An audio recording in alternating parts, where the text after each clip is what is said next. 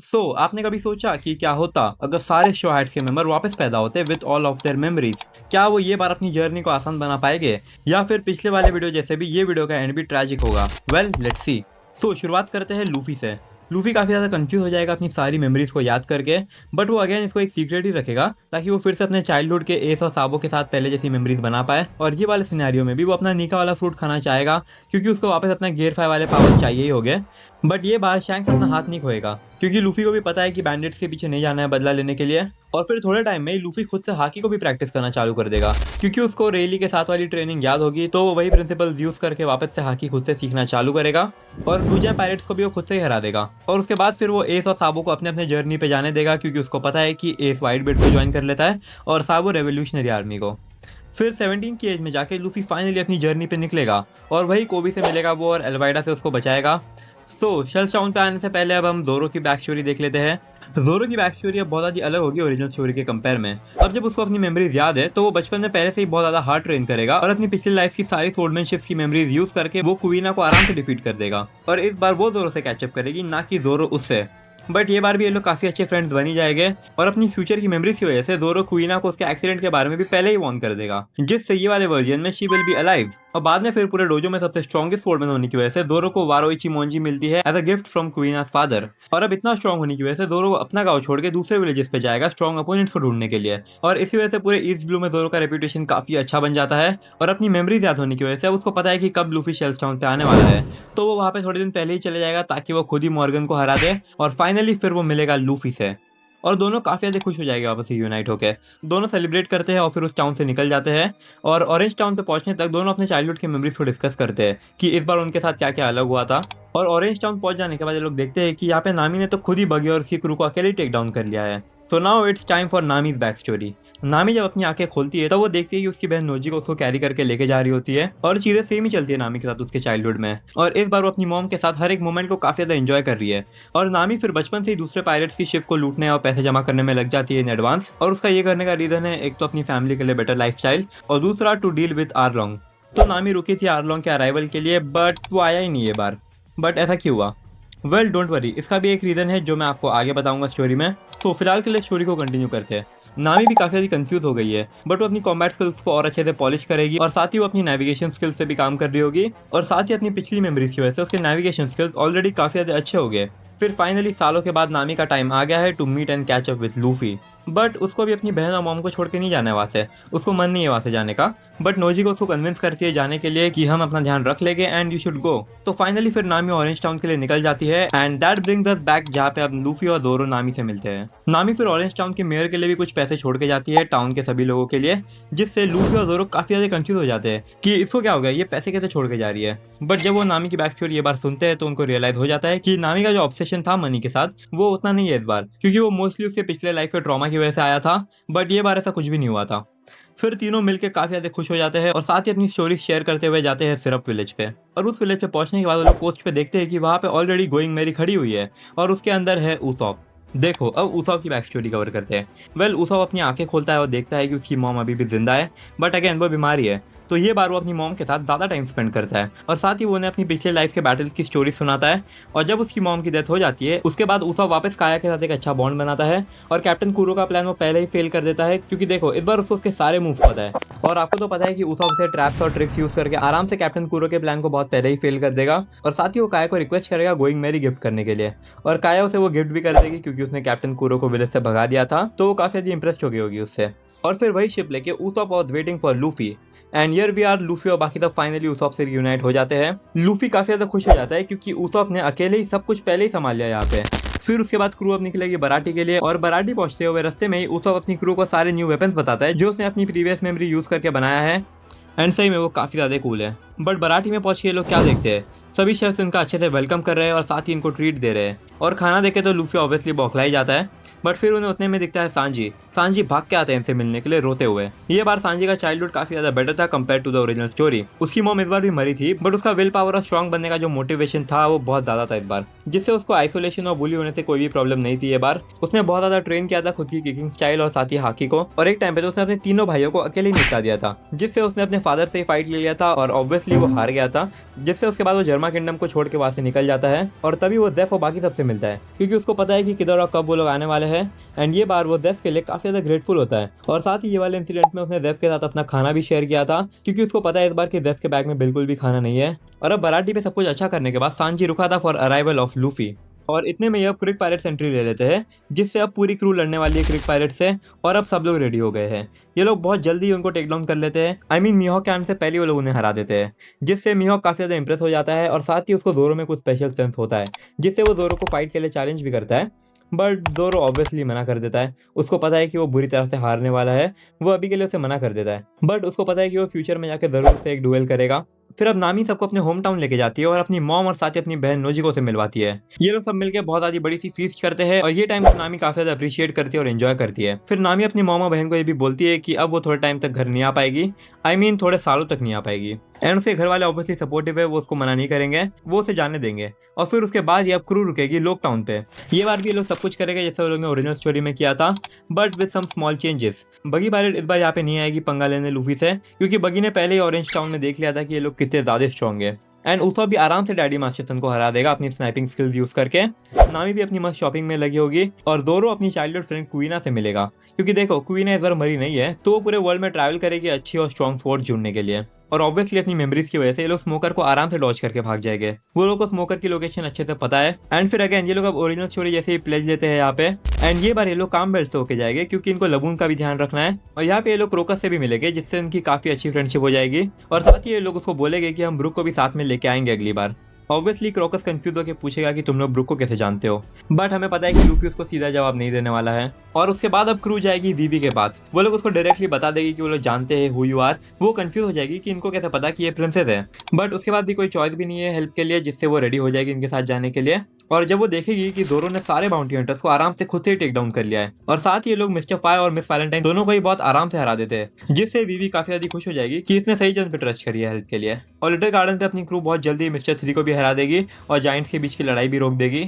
और जब ये लोग वापस ड्रम आइलैंड पे जाएंगे, तब रॉबिन इनके बोट पे आ जाएगी with some revolutionary this time, जिससे सभी कंफ्यूज होकर पूछेगी कि ये सब कौन है। रास्ते में ड्रम आइलैंड पहुंचते हुए रॉबिन उनको अपनी पूरी बैक स्टोरी बताएगी ये बार। तो जब रॉबिन ये बार पैदा हुई थी, वो वापस अपनी मॉम को लास्ट टाइम देखती है, बट उसके बाद रॉबिन अपनी स्टडीज पे फोकस करती है और साथ ही एक यंग एज में स्कॉलर बन जाती है। और थोड़े टाइम में फिर वो सॉल और अपनी मॉम दोनों से वापस रियूनाइट भी होती है। और ये बार रॉबिन सॉल की हेल्प करेगी पूरे आइलैंड को जल्दी इवैक्यूएट करने के लिए, जिससे थोड़े लोग तो उसकी बात सुन के वहां से खाली कर देते हैं, बट कुछ स्कॉलर वही रुकते हैं लाइब्रेरी को प्रोटेक्ट करने के लिए, जिससे वो लोग ऑब्वियसली मर जाएंगे। और ये बार रॉबिन को अटैक के बारे में पहले से ही पता था, तो वो आराम से पहले ही सॉल और उसके लिए एक बोट का इंतजाम कर लेगी, जिससे ये लोग टाइम पे एस्केप कर लेंगे वहां से। और इसी पॉइंट से रॉबिन और सॉल दोनों के सर पे बाउंटी लग जाएगी, और ये पॉइंट पे तो सॉल रॉबिन के लिए एक फादर फिगर टाइप भी बन जाएगा, जिससे वो मरीन से लड़के हमेशा रॉबिन को प्रोटेक्ट करता है। जब फिर ये लोग ओहारा आइलैंड पे जाते हैं सभी डेड लोग को रिस्पेक्ट देने के लिए, तभी वो लोग देखते हैं कि वहाँ पे ड्रैगन और डॉक्टर वेगापंक दोनों ही खड़े हैं। और जब ये लोग ड्रैगन से रेवोल्यूशनरी आर्मी और साथ ही मरीन्स के बारे में कॉन्वो करते हैं, उसके बाद सॉल और रॉबिन दोनों ही रेवोल्यूशनरी आर्मी को ज्वाइन कर लेते हैं, जिससे लूफी से मिलने तक मतलब ये टाइमलाइन तक रॉबिन रेवोल्यूशनरी आर्मी को सर्व करती आई है। और साथ ही उसने खुद की स्किल्स और स्ट्रेंथ पे काफी ज्यादा काम किया इस बार। फिर ये लोग ड्रम आइलैंड पे पहुंच जाएंगे, वहाँ पे जाके लोग देखते हैं कि चॉपर भी खुद इनके लिए रुका है वहाँ पे। तो चलो अब चॉपर की बैक स्टोरी देख लेते हैं। तो सबसे पहले तो चॉपर ये बार अपना टाइम काफी ज्यादा एंजॉय करता है विद डॉक्टर हेयरलक, क्योंकि उसको पता है कि ये टाइम बहुत जल्दी खत्म होने वाला है। बट वो डॉक्टर के मरने से पहले उस डॉक्टर का जो ड्रीम था स्नो में चेरी ब्लॉसम को ब्लूम करना, उस ड्रीम को अचीव करने के लिए चॉपर उनकी काफी ज्यादा हेल्प करेगा। एंड फिर उसके बाद चॉपर डॉक्टर कुरेहा के साथ रहने लग जाएगा। एंड लेटर फिर चॉपर एस से भी मिलता है जब वो ब्लैक बियर्ड को ढूंढने के लिए आया था इस आइलैंड पे। एंड चॉपर एस को ये भी बोलता है कि सून अलाबास्टा पे you will meet with Luffy. So anyway अब चॉपर को अपनी क्रू में ज्वाइन करने के बाद ये लोग अब सीधा जाएंगे अलाबास्टा पे। अपनी पिछली मेमोरीज को यूज करके लोग डायरेक्ट क्रोकोडाइल के बॉम्ब को डिसार्म कर देंगे। एंड फिर आया कि क्रू एस से मिलती है ऑफ कोर्स। एंड फिर लूफी एस को ये भी बोलता है कि he will help him to find Blackbeard, क्योंकि वो चाहेगा कि एस सेफ रहे इस बार एंड पिछली बार जैसा वो पकड़ा ना जाए मरीन्स के हाथों। बट फिलहाल के लिए तो क्रू एस के साथ मिलकर इजीली क्रोकोडाइल को टेक डाउन कर लेती है, जिसके बाद ये लोग वीवी को छोड़ के जाया के लिए निकल जाते हैं to confront with Blackbeard. तो यहाँ पे लूफी की क्रू और एस सब मिलकर ब्लैक बियर्ड से लड़ेंगे। इनके इतने कंबाइन एफर्ट्स के साथ ये लोग ब्लैक बियर्ड को आराम से ओवरवेल्म कर देंगे, बट आई थिंक कि ब्लैक बियर्ड वहां से एस्केप कर लेगा इस बार भी। एनीवेज फिर अब ब्लैकबीयर्ड के भागने के बाद एस और लूफी अपने सेपरेट वेज निकल जाते हैं और एस लूफी को प्रॉमिस भी करता है कि ये बार वो ध्यान रखेगा और साथ ही पकड़ा नहीं जाएगा इस बार। वेल फिर ये लोग अपने रास्ते निकल जाते हैं और स्काइपिया के बारे में कंप्लीटली भूल ही जाते हैं इस बार ये लोग। बट ये नॉकअप स्ट्रीम उनको खुद जाके ऊपर फेंक देती है एंड स्काइपिया पे पहुंच के जोरो और सांजी सीधा जाके एनएल के टीममेट्स को टेक डाउन कर लेंगे, क्योंकि इनको भी पता है कि एनएल से बस लूफी ही लड़ सकता है। एंड ऐसा ही होता है, लूफी सीधा जाके एनएल पे अटैक कर देता है एंड उसको अपने रबर पावर और हाकी से हरा देता है, जिससे एनएल खुद भी बहुत ज्यादा शॉक हो जाता है। बट खैर उसके बाद अब क्रू होगी long ring long land island पे। तो ये बार कैसा होगा इनका इंटरेक्शन आओकी जी के सामने? Well sorry to disappoint you, but ये बार इनको आओकी जी से लड़ना ही नहीं पड़ेगा, क्योंकि देखो सॉल ये बार जिंदा है तो वो आओकी जी के साथ कांटेक्ट में ही रहेगा इस बार, जिससे आओकी जी निको रॉबिन के बारे में ऑलरेडी जानता होगा एंड साथ ही वो उसको अरेस्ट करने का अटेम्प्ट नहीं करेगा। वो बस उनको वार्न करके निकल जाएगा कि इज्जत में रहना एंड ज्यादा कुछ हरकत करने की जरूरत नहीं है। जिसके बाद अब क्रू जाएगी वाटर 7 पे। यहाँ पे ये लोग फ्रैंकी से मिलेंगे जो टॉम के साथ रुका होगा वहाँ पे, और फ्रैंकी से थोड़ा बहुत बातें करने के बाद फ्रैंकी इनको सीधा 1000 सनी बताता है जो उसने ऑलरेडी बना के रखा है। जिसके बाद सब लोग शिप को देखने में काफी ज्यादा बिजी रहते हैं, बट फ्रैंकी लूफी को अपनी बैक स्टोरी बताता है कि कैसे सब कुछ हुआ था इस बार उसके साथ। वेल उसका पूरा बचपन एकदम सेम जाता है ओरिजिनल स्टोरी जैसे ही, बट ये बात फ्रैंकी अपनी वॉरशिप्स पे सिक्योरिटी सिस्टम इंस्टॉल कर लेता है अपनी पिछली लाइफ की मेमोरीज और नॉलेज को यूज करके, जिससे स्पैंडम कभी कंट्रोल ही नहीं कर पाएगा इनकी शिप्स को। और साथ ही फ्रैंकी सबको CP9 के बारे में ऑलरेडी बता के रखता है, उनके लुक्स को डिस्क्राइब करके रखता है, जिससे जब CP9 आते हैं यहाँ पे वो लोग के लिए अंडरकवर रहना बहुत मुश्किल हो जाता है, जिससे लूफी और बाकी सब बहुत ज्यादा इंप्रेस हो जाएगी फ्रैंकी से। फिर जब ये लोग ऐसे निकलने वाले होंगे तब लूफी का एनकाउंटर होगा गार्प से, और ये टाइम लूफी अच्छा स्टैंड रख पाता है अपना गार्प के सामने, बट ऑब्वियसली गार्प अभी भी बहुत ज्यादा स्ट्रॉन्ग है उससे।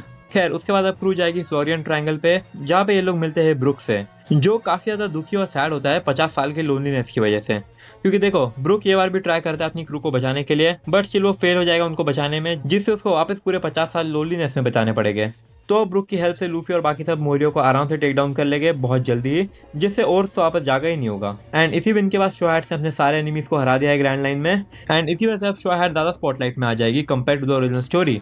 सबॉडी आर्कोपेलो में जाके लोग सीधा इस बार में जाते हैं, बट वो लोग को रेली वहाँ पे मिलता नहीं है। तो लूफी अब ह्यूमन ऑक्शन हाउस पे जाता है उसको ढूंढने के लिए, जहाँ पे वो वापस सेलेस्टियल ड्रैगन को टेक डाउन कर लेता है और रेली की मदद से वो पूरे हाउस को ही टेक डाउन कर देता है। किजारू और बाकी सब लोग ये बार भी आएंगे इनके पीछे, बट शो Hats will manage to escape from there. और मरीन अब सबॉडी पे है तो शो हैट्स को कोई दूसरा आइलैंड ढूंढना होगा अपनी शिप को डॉक करने के लिए। एंड थोड़े टाइम वहाँ पे रेस्ट करने के बाद ये लोग अपनी जर्नी कंटिन्यू करेंगे टू फिशमैन आइलैंड, और वहाँ जाके लोग इमीडिएटली जिम्बे से मिलते हैं। जिम्बे ने यहाँ पे होडी जोन तो सबको खुद ही टेक डाउन कर लिया अकेले। सो now it's time for जिम्बे back story. जिम्बे वापस फिश टाइगर के साथ ही होता है यहाँ पे भी, बट ये बार भी चीजें ओरिजिनल स्टोरी जैसी जाती है, जिम्बे कुछ चेंज नहीं कर पाता है। But this time जिम्बे made a different choice. वो आरलोंग पायरेट को छुड़ाता नहीं है इस बार, बल्कि वो ryukyu किंगडम को प्रोटेक्ट करने में लगा था। एंड यही रीजन की वजह से आरलोंग कभी फ्री ही नहीं हो पाया था एंड वो नामी के विलेज तक पहुंच ही नहीं पाया कभी। एंड जिम्बे के बाद अपनी मेमोरीज होने की वजह से वो क्वीन ओहिमे को भी मरने से बचा लेता है इस बार, जिससे जिम्बे पूरे आइलैंड का हीरो बन जाता है। सो नेक्स्ट डेस्टिनेशन है अब पंख हैजार्ड, एंड क्रू को वहाँ पे पॉइजनस गैस के बारे में ऑलरेडी पता है, तो चॉपर एक ड्रग बनाएगा जिससे वो उस पॉइजन को न्यूट्रलाइज कर पाए, जिससे अब ये लोग वहाँ पे जाके भी सीधा क्लाउन उसके सारे प्लान को आराम से डिस्ट्रॉय कर देते हैं। सो वेल आपने अभी तक कोई चेंज नोटिस किया? वेल क्रू अभी तक काफी ज्यादा स्ट्रॉन्ग है ओरिजिनल स्टोरी के कंपेयर में, तो वो लोग का टाइम स्किप आग इस बार आया ही नहीं होगा। एंड इसी वजह से ये लोग पंख हैजार्ड पे बहुत जल्दी पहुंच गए होंगे, जिससे ये लोग कभी मोमोनोसके और किनामोन से मिल ही नहीं पाएंगे।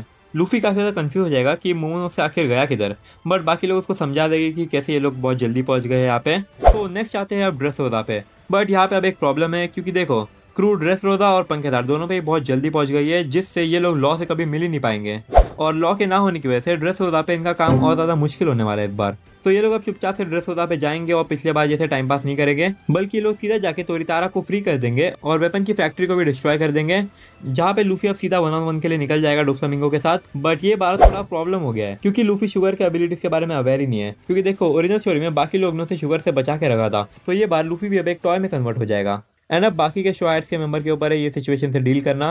तो क्या आप लोगों को लगता है कि शो हैट डोफ्लामिंगो को हरा पाएगी? वेल उनको हराना ही नहीं पड़ेगा, उनको बस शुगर को ही टेक डाउन करना है, एंड वेल ये लोग उसे हरा भी देंगे। एंड जैसे ये लोग शुगर को हरा देंगे तब लूफी इमीडिएटली जाके डोफ्लामिंगो के साथ लड़ना शुरू कर देगा और अपनी पावरफुल हाकी और गियर 4 यूज करके वो आराम से उसे टेक डाउन कर लेगा, जिससे अब शो हैट्स वर्ल्ड गवर्नमेंट के टारगेट में आ जाएगी। और ओरिजिनल स्टोरी के कंपेयर में ये लोग अब ज्यादा डेस्परेटली शो हैट्स को हंट करेंगे।